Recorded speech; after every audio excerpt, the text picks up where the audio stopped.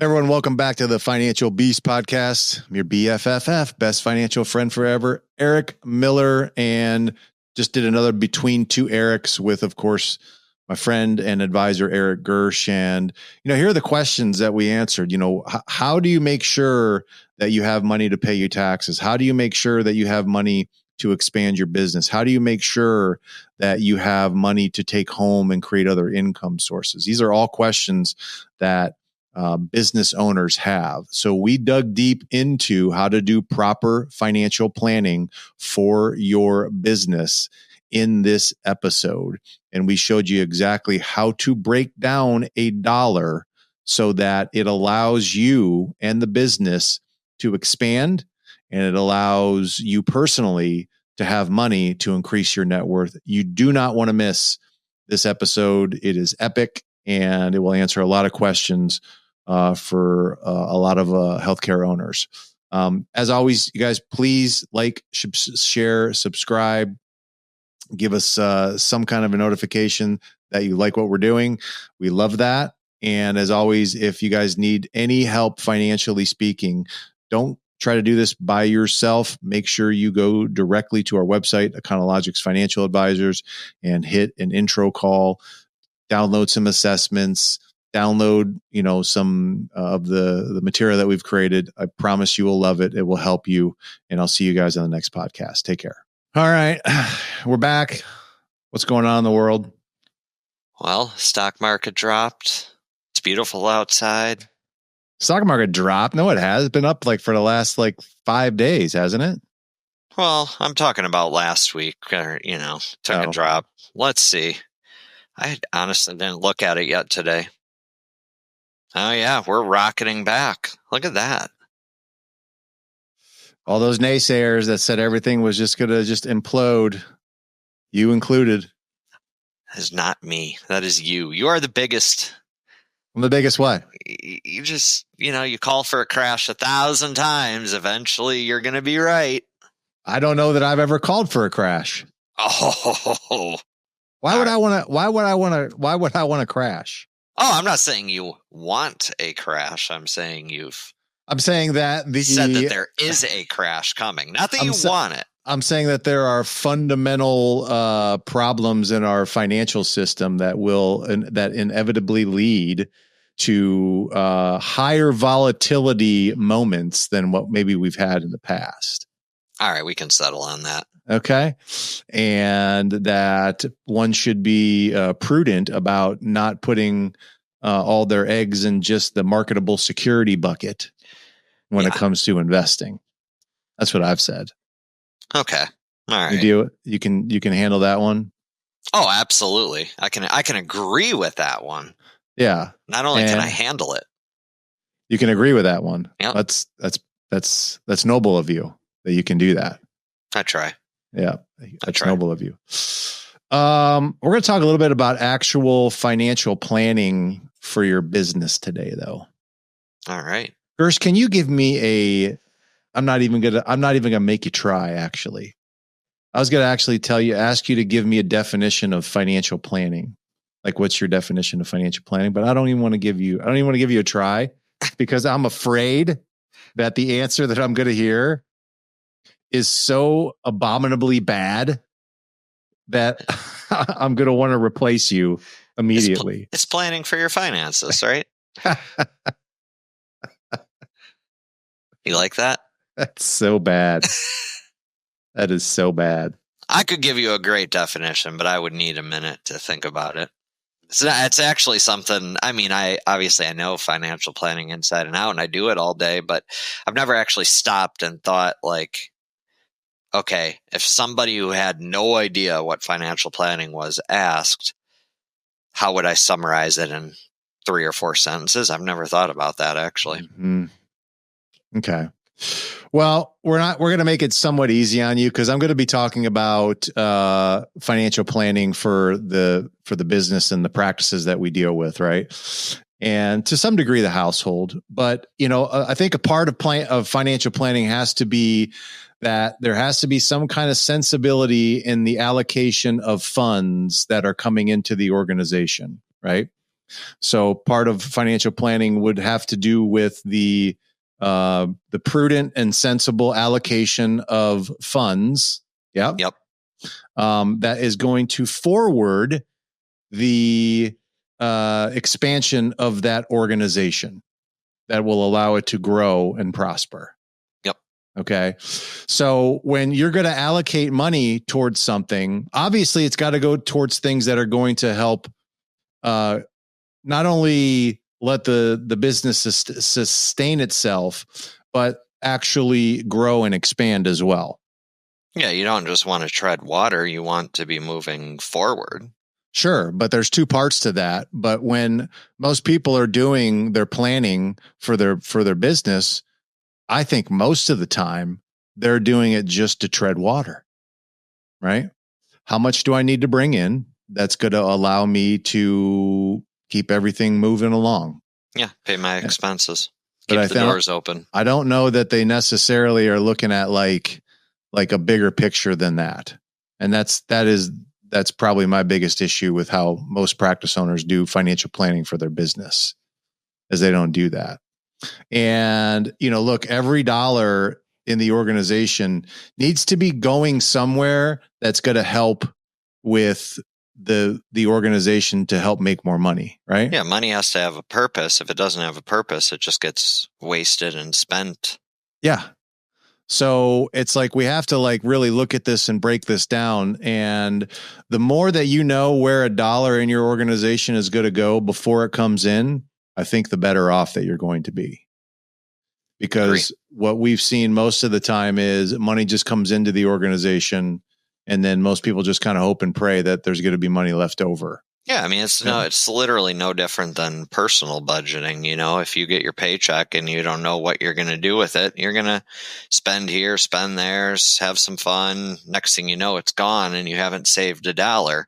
Yep. But if you plan a budget and you build in your savings, yep, it works. And how hard is it? Because you've had to do this with people. When you get someone that gets in the habit of not really allocating money correctly, and they become insolvent, so to speak, or just always are treading water. Yep. How hard is it to get them to finally get to a place where they do have some space between expenses and profit? It can be tough. It can be very tough. It's very hard. You've got, potentially years and years, if not decades, of poorly built-in financial habits. It's almost like a business inertia that sets in. Yeah. You like that, don't you? That's good. You're going to use that elsewhere. I've already used it today one time. Oh, okay. But I'll use it again. Because I was talking to a vet today that we were talking about that, it's like, hey man, this inertia can set in where people are just used to how they manage the money, and there's just everything's already spent. And to get back to a point where you're actually solvent, which is more money coming in, it's tough to walk it back. Yep. It's tough to walk it back. It's not impossible. It's just harder. No, good. I mean, good habits from the beginning are always going to be easier than building in good habits later. That's life. And then some people are just naturally good at it. Some people were just kind of already naturally good at making sure there was always more money coming in than what was going out.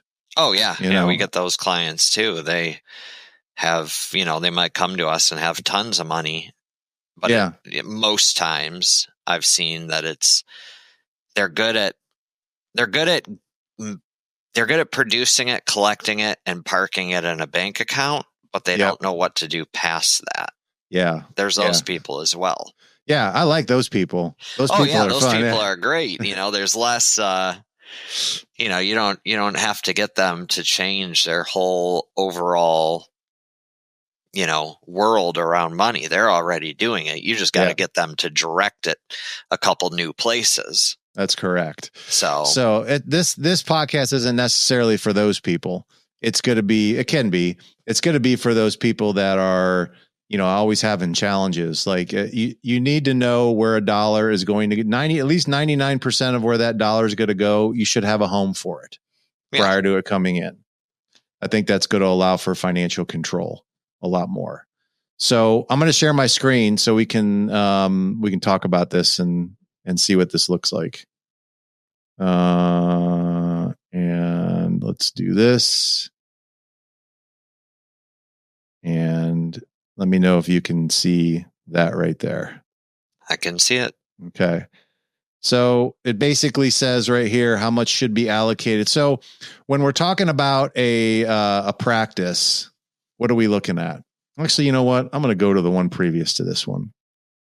This one right here.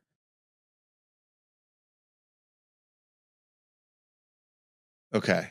So when we look at a normal business, and this is a healthcare business, you see this one, right? Yep. Okay.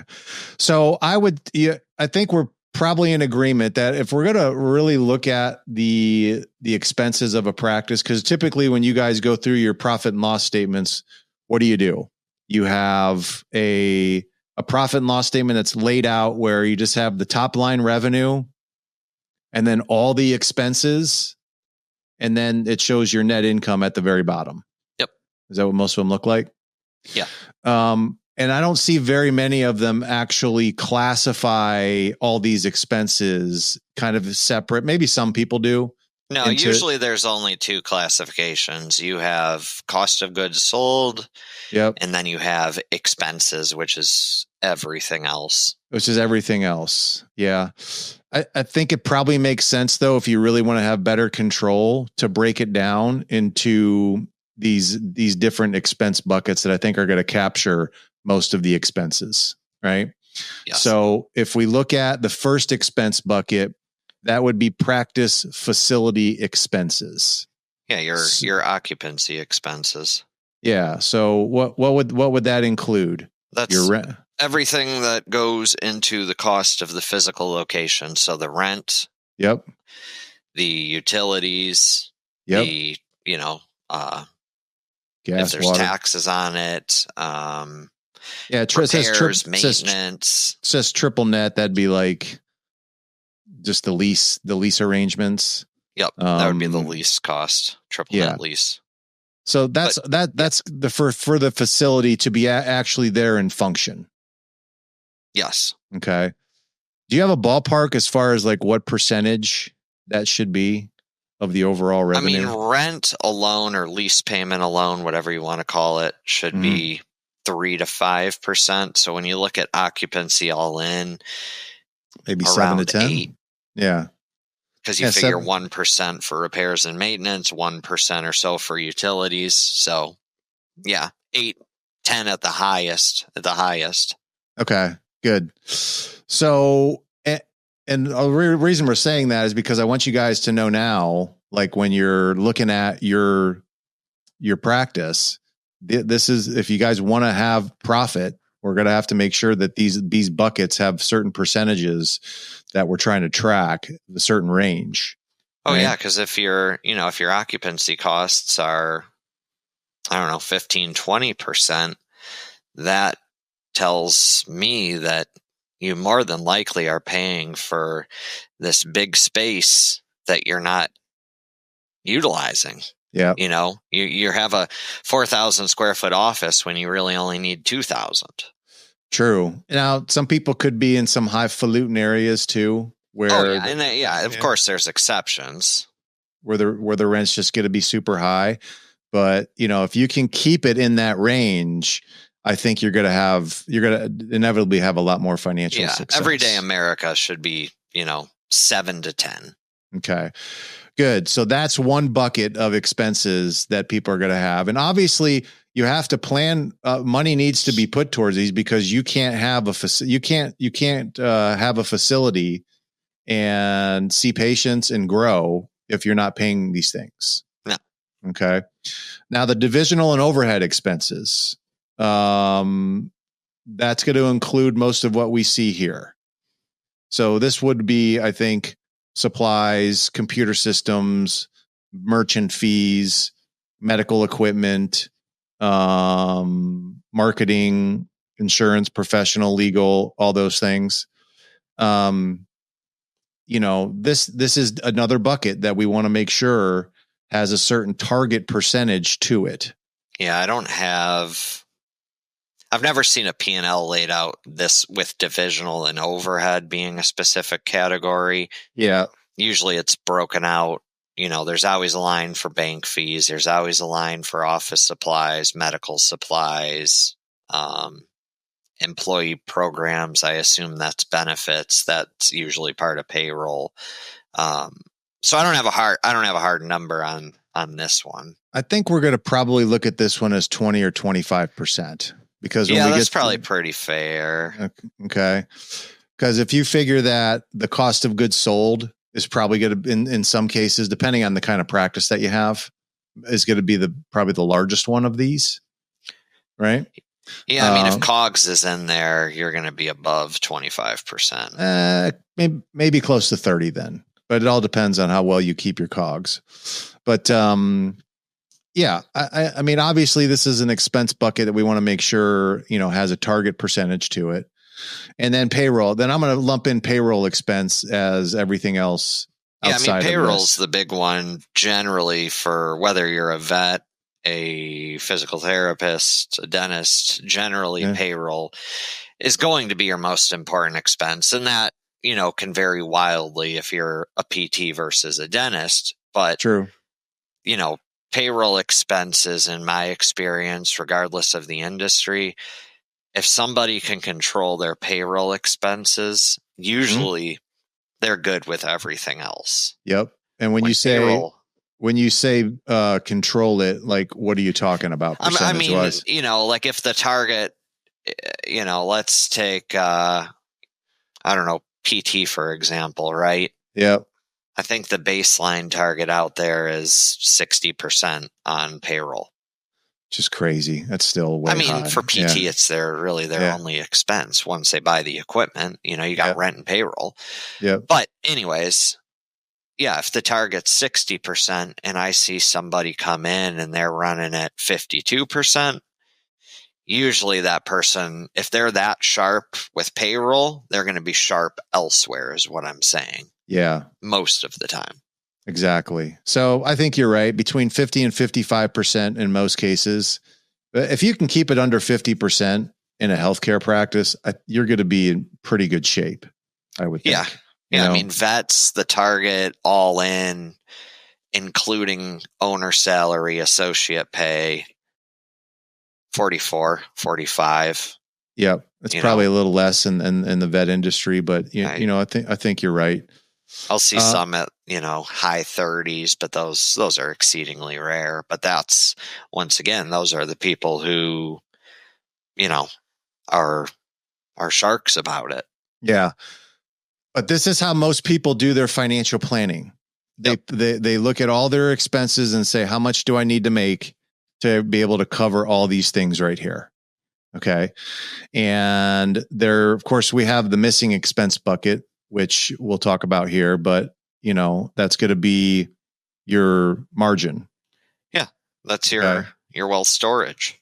It's going to be that. It's going to be a couple different things, but it's going to be, we'll get into the specifics of those accounts, but that part also needs to be planned and allocated to, just like facility expenses, just like divisional and overhead, payroll expenses. Yeah, you have to build your profit into your make break, essentially. Exactly. And, when we start looking at how to do that, that's where we've gotten into, let me see if I have it on here. Yeah, here we go. What those accounts should look like. So I think we start off with the 10% to the wealth storage account. That's the owner compensation. That is separate to that. That's actually physically removed from the business account and goes into a personal account. We have 3 to 5% go into a tax account. Do you have a lot of people have a tax account? Probably not quite enough, but it's not rare. Yeah. I would say 35, 1 out of 3, maybe 4 out of 10 have a, say 35 to 40% of people have a tax account. Yep. A lot of people though will have a business savings account that they transfer money in for taxes. Yeah, they pay it out as, business savings / taxes, so. Yep. I just don't see, and again, I see a lot of people do this many different ways. I think typically what I'll see is that the owner has their operating account and then they may have a business savings account. And that's generally the how they allocate money. Yep. To both of those. Okay. And all I'm saying is that the more that you can get in the habit of when you're doing your planning, looking at these line items right here, just like you do your facility expenses, your payroll expenses, your divisional overhead expenses, and allocating money towards these things, it just increases the probability that you're going to have more than what you need at the end of the day. Like the tax account, what I did, I really liked this. But I had a client who was constantly struggling with making his quarterly estimates. Yep. So, and he was one of the guys paying it right out of his business checking account. So anyways, I had him open up a business savings account, a tax account. And, if his quarterly, there's 13 weeks in a quarter. So let's say his quarterlies were 13,000. I just had him transfer or set an automatic transfer for $1,000 a week from the business checking over to the tax savings account. That way he'd get to the end of the quarter, money's there, and it's worked great so far. Yep. It's, the more that you can automate it and make it systematic, the easier it's going to be. Yep. Same thing I've seen with the business savings account. I think people will have, I think it's getting more and more frequent that I see people that have, maybe a month of business savings, or at least a half a month or a payroll or two. How much you need, I think is going to be dependent upon, I don't know, your practice and how well it's been doing. But yeah, I usually say, it varies person to person, practice size, how involved the owner has to be. But generally speaking, most everybody's going to fall somewhere in between 30 and 60 days of expenses. Yeah. So if you don't have that right now, then you just have to include that in to your calculation when you're doing your financial planning. And then probably not many people at all have a business expansion and development account that I would say. I have one client who does. Okay. And that's depressing to me. I know it's unfortunately, I think the reality is it just becomes the bottom priority.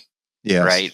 Because I need to pay my operating expenses. I know I need to do my savings. I have to pay taxes. I need to have reserves. And it's not that I don't need to expand, because I think everybody agrees we need to expand. Yeah. But I can just get a loan for expansion. That's easy. They can do that. I guess, the way I look at the business expansion development account, it's like it's any money that you're going to use. Maybe it's a down payment on a second facility. Maybe it's just having money there before you hire another person, because don't you get a lot of people that are like nervous about hiring somebody because they're like, oh man, I hope I have enough money to cover all this.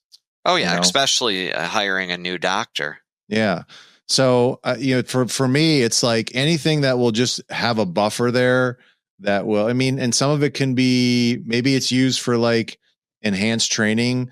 Maybe it's used to like, reward your staff if they've had, they've been doing really well. I don't know. It can be used for a number of different things. Yeah. But I think the quicker that people can look at these 4 accounts and look at those accounts as the margin right there. That's where that money's going to go. Yeah. Okay. And now now the good thing about all this is that about 99 cents of every dollar that comes in your organization, you have a home for. You know exactly where it's going to go. Yep. And not only are you building reserves, not only are you reinvesting back into the business, but you also have enough money for taxes. And most importantly, you're taking that 10% that's going to go to the storage account, which is obviously the most important one. Yep. For sure. So anyway, I think that's really important to start focusing on allocation of money a little bit more prudently. No, that's definitely something that myself and the other advisors are spending a lot more time on today, is going through profit and losses and setting targets for the various categories. Because that, that all flows down at the end of the day. It all flows down to increasing your profit, which increases your ability to save and expand and live life. But seriously, if we had every single client doing that to that degree, okay, I mean, I almost can't even fathom how awesome it would be. You know? Oh, it'd be great. Like, how easy would your jobs be at that point in time? Because most of the conversations that you're having right now are based upon what? The need to lower.